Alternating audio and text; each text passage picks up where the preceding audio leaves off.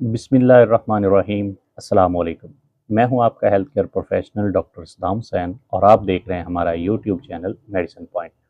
आज के व्लॉग में हमारे पास मौजूद है ट्राईमेटाबोल सिरप। ट्राईमेटाबोल सिरप को कराची की एक सामी फार्मास्यूटिकल कंपनी ने मैन्युफैक्चर किया है। अगर हम इस सिरप की इंडिकेशन की बात करें कि ये किस लिए इस्तेमाल होता है, तो नंबर वन, ये सिरप ऐसे बच्चों को दिया जाता है जिनको भूख नहीं लगती। नंबर टू, ऐसे पेशेंट्स जो अंडरवेट होते हैं, जिनका वज़न नहीं बढ़ रहा होता, तो उन पेशेंट को ये रिकमेंड किया जाता है। नंबर थ्री, किसी भी बीमारी के बाद जो वीकनेस हो जाती है तो उसको ख़त्म करने के लिए इसको इस्तेमाल करवाया जाता है।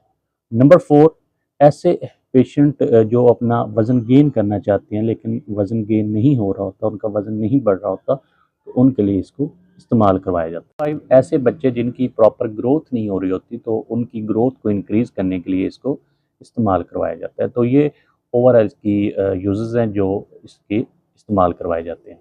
अगर हम इसकी डोज़ की बात करें तो 3 साल के बच्चों में ये 2.5 ml 3 टाइम दिन में दिया जाता है और 6 साल के बच्चों में ये 5 ml दिन में 3 दफ़ा दिया जाता है, यानी सुबह, दोपहर, शाम। और 6 साल से जो बड़े बच्चे हैं और एडल्ट पेशेंट हैं, उनमें ये 10 ml दिन में 3 दफ़ा दिया जाता है। इसका सही तरीका इस्तेमाल ये है कि इसके अंदर एक सिरप होता है और एक छोटी-सी इसमें पैकेट होता है। तो पैकेट को आप खोल के इसमें हल करेंगे और प्रॉपर इसको मिक्स करेंगे और मिक्स करने के बाद ये खाने से तकरीबन आधा घंटा या 1 घंटा पहले देना चाहिए।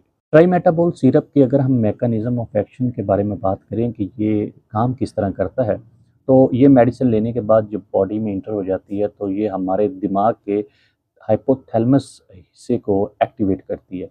तो उसमें हमारी जो भूख लगने की सलाहियत है वो बढ़ जाती है और हमारी जो भूख है वो स्टिमुलेट हो जाती है।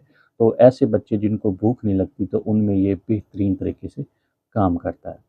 अगर हम इसके साइड इफ़ेक्ट्स की बात करें तो इसकी वजह से थोड़ी बहुत सेडेशन हो सकती है, यानी गनुदगी का प्रॉब्लम हो सकता है। तो जो पेशेंट इसको यूज़ करते हैं तो उनको ड्राइविंग से अवॉइड करना चाहिए और अपनी लाइफ़ की रूटीन में काम करते हुए थोड़ा-सा कॉन्शियस होना चाहिए कि हमने सिरप लिया हुआ है, हमें थोड़ी बहुत सेडेशन हो सकती है, तो अपना ख़्याल रखना चाहिए।